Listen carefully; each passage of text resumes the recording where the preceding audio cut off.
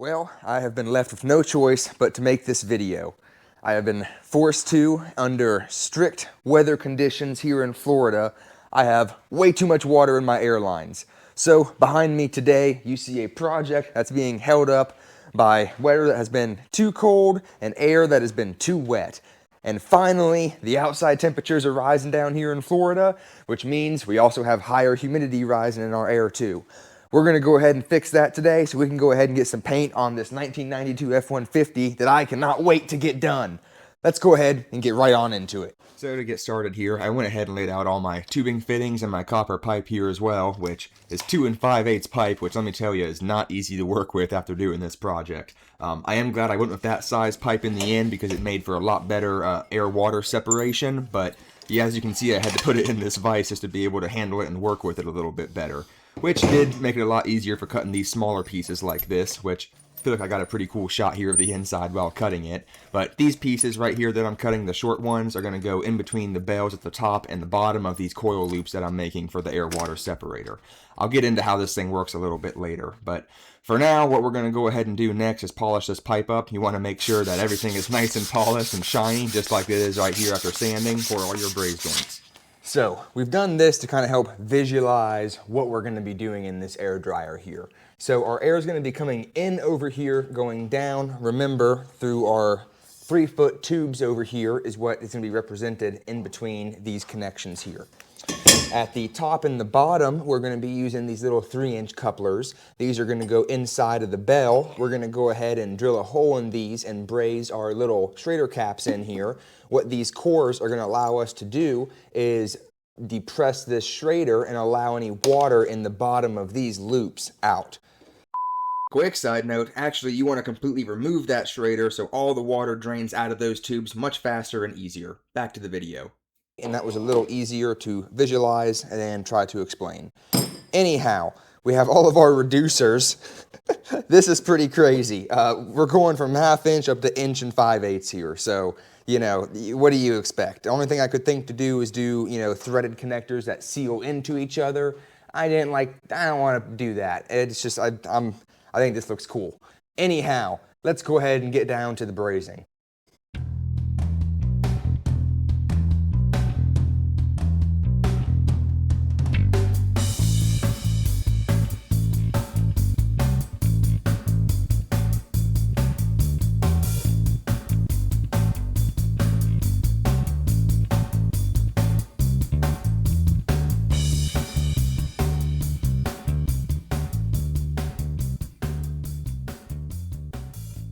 Welcome back. It's the next day here where, let me show you what we did last night. Oh, other than the 1/2 inch tip here, we have everything brazed, welded, soldered, whatever you want to say. We're going to go with brazed. Anyways, I have to cut some supports out of this 3/4 copper and we're going to go in between to support them from flopping back and forth. Other than that, we still have to braze some adapters on. The threaded inserts that I bought are definitely not the right size, so we're going to take the ones out of the compressor in the tank, go to town, get the right ones, come back and tackle that. Something else that I wanted to mention, I don't know if on this air compressor they're using this style flare, bubble flare, for a certain reason or not, if it's just what they had lying around because it's 30, 40 years old. But I am going to convert these fittings to a normal flare that I can use this to accomplish. But anyhow, I got a little care package drop off. I'm going to go eat my breakfast and I will be back with you guys here in a little bit.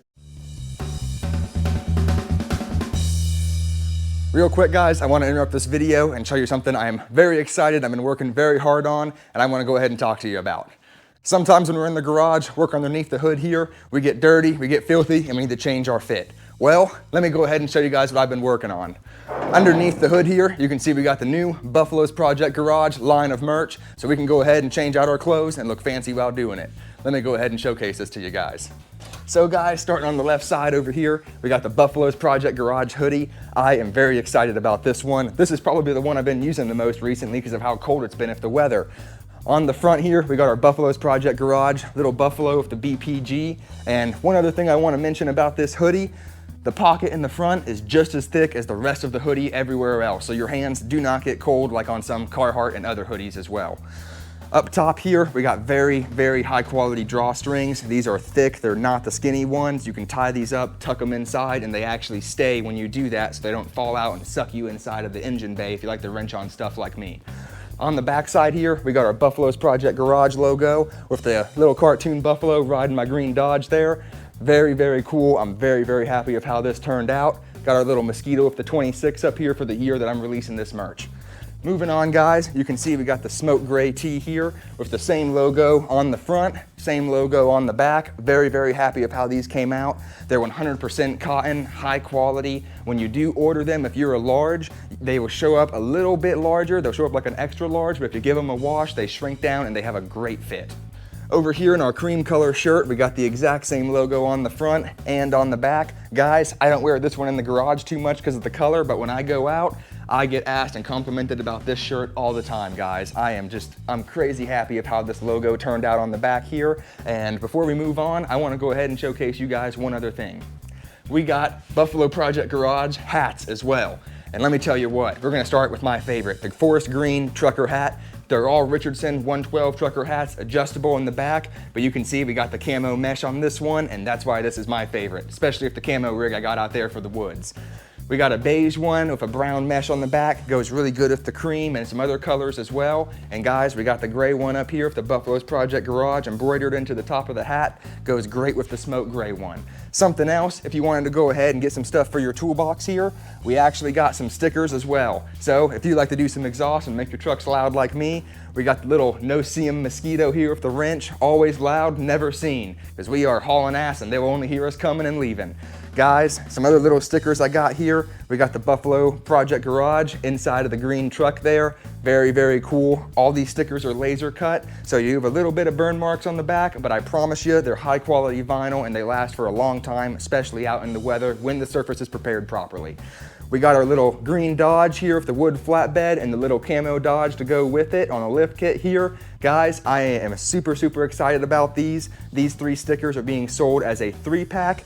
And guys, one last thing I wanted to add in here about my merch. These hats are not $35. These shirts are not $40. The hoodies are not $70, $80. We got some great prices on everything right now. Very affordable, with the shipping being affordable as well. I do not want to price gouge. I would rather sell quality, quantity products over having a few purchases here and there just to support the channel. So guys, if you like the designs on these, you want to get some cool outfits, some cool merch to support the channel, go ahead, go to buffalosprojectgarage.com in the description below. Get yourself some cool looking merch today. Anyways, let's go ahead and get back to the video.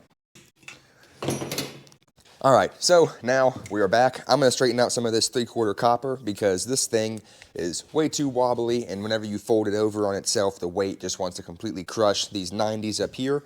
So we're gonna go ahead and on the top and on the bottom, add some of this 3/4 copper in between.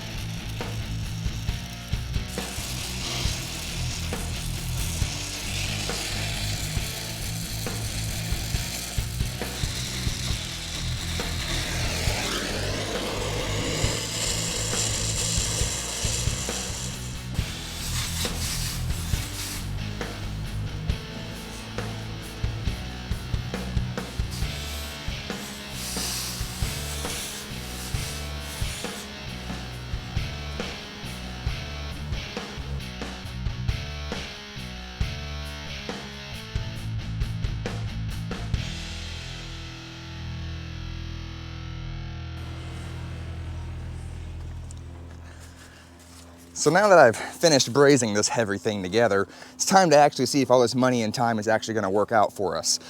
I forgot that I did not have a post on the back side here, so I will be back once I find out how I wanna mount this. And just like that, we got it mounted, no problem. This flare is going to be our outlet, so we're just gonna go up and then back into the tank.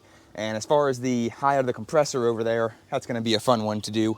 Luckily, I got some copper benders. Let's go ahead and make those flare lines real quick. Well, we are back. It's been about 2 or 3 days. I had to source some fittings and all sorts of little stuff. As you can see, we got this mounted up here. A few little things we're gonna have to change. All this bracing I did worked amazingly, but I have to add one more to keep this pipe from wiggling here, especially because it's out of the top of the compressor. One other thing, because I have converted to flare fittings away from the compression fittings, I bought a special red Loctite that is used for high temperature applications, 400 degrees Fahrenheit, and I think 475 is max. Anyways, though, I got something that is appropriate so I can lock down all these flare nuts coming out of the compressor and out of the cooler back into the tank. I did have to go to Grainger for a 1/2-inch check valve, which is much higher quality than the old one because the old one did break on me. And I was having blow-by coming out of the top of the compressor, relieving pressure from the tank so it didn't have to start underneath the load of the tank. That's what that smaller line on this, at least, compressor is. So with that being said, I'm gonna go ahead and install my other union into the top of the pressure relief there so I can get the flare fitting completed, and I'll be back with you guys when I get my copper line ran.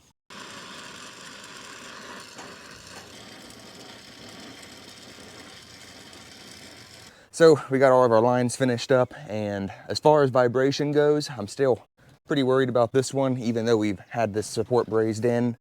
We're gonna see how it goes. Anyways, let's go ahead and fire this thing up, get some air moving in the shop. Got a truck to paint.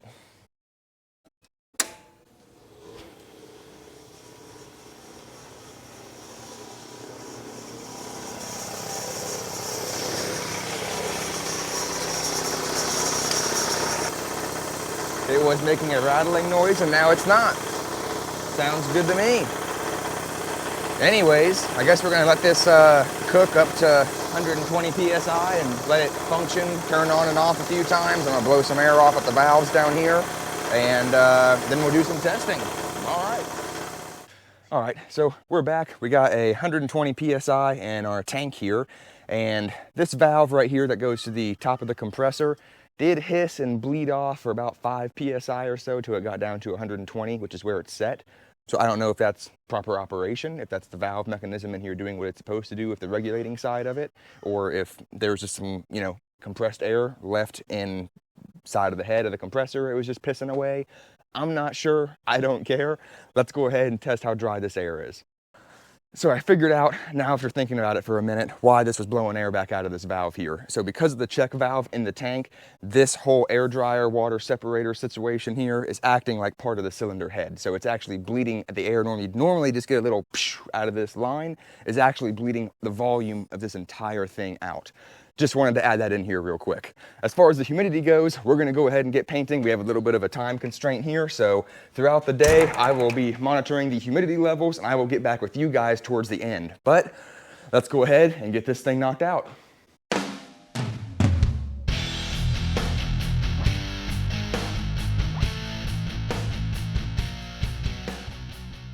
We're back. It's been about 4 days. We got our relative humidity sensor set up right here by the compressor intake, so we can go ahead and monitor the exact amount of humidity coming in, which about 43%. This compressor did just cycle on and off, so let's go ahead and check how much water this thing's actually removed. Keep in mind, I did drain these before I ran the compressor, so let's go ahead and see how much is in our first coil closest to the compressor. Not too bad. Damn, that's a lot of water. Our middle one here, and then we'll do our last one. Barely any. Awesome. So you can see we had a lot coming right out of the compressor, a little bit more in the secondary, and then in our third one going back up into the tank here, we have very, very little amount of water coming out there. Very, very pleased to see that. So I got a little device set up inside to test how much percentage of humidity is actually left inside of this air once it's been compressed. Let's go ahead and do that now. Back inside here, I got a water bottle kind of pretty roughly modified here. Looks like a bottle rocket or something you would make. Anyways, I got this little air nozzle here zip tied and throttled down. That way it'll pressurize this, and I got a little hole cut in the top here to make sure we're always having a flow of air through and we don't make it a bottle rocket or bottle bomb for that nature. About 42% relative humidity inside the shop here, which makes sense. It's about a percentage or two away from what it was outside by the compressor there, which be a little bit more since it just rained. So we're gonna go ahead, plug this air hose in right here, let some air purge through this for about 10 or 15 minutes, let the air compressor cycle on and off, and see how much water we get in our water separator out there, and also see what the percentage is inside here.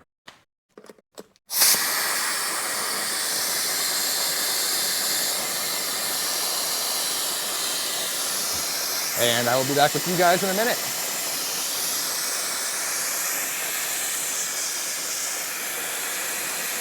Instantly, man, that hasn't even been 15 seconds yet. Look at that.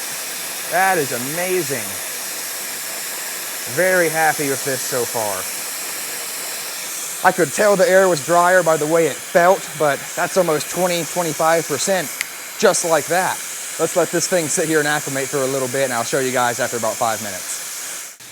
It's been about 5 minutes. The compressor just kicked on, and I am so happy right now. I'm just tickled. Let me show you guys this real quick. 2.9%, just under 3% percentage of humidity in the air. That is amazing. I imagine before I was spraying about 40 to 50%, whatever it was outside. Even with the air water separators, this was not the setup that we needed to have for what we're trying to do, at least with quality and all that. But we're gonna let the compressor finish its cycle, and then we're gonna drain that thing again and see how much water we get out of it running just for one cycle. Man, I'm so impressed with those results right there. That's like a 40% drop in humidity from what it is at the inlet out there. Very impressive for something made at home and not requiring any refrigeration either. Now, for the copper and everything, I was able to get a really good deal on it. But if you guys are gonna buy that outright, you're probably looking at a few $100s right there. Those fittings, $200 just for the fittings in this system. But anyways, guys, we're gonna let that thing finish running, and I'll be back with you guys in a minute. So I'm back, it's getting dark on us, and we do have a big thunderstorm rolling in here. So now that the compressor is cycled off, let me go ahead and show you guys how much water we got in this air water separator here. So the first one here that should have the most water coming out of the compressor. Oh, dang, the middle one had a lot, and this one had none. And then we had some in our last coil here too. Interesting. Well, I wasn't expecting those results, but that's still a lot of water removed, and as we can see inside from the percentage coming through the airstream, we are definitely achieving our goal better than I even thought we would. Anyways, guys, if you enjoyed this video, definitely check in soon. I'm gonna have some stuff uploaded on that Ford very, very soon, and I'm very excited about it. Anyways, until next time, this has been Buffalo's Project Garage, and I'll see you then.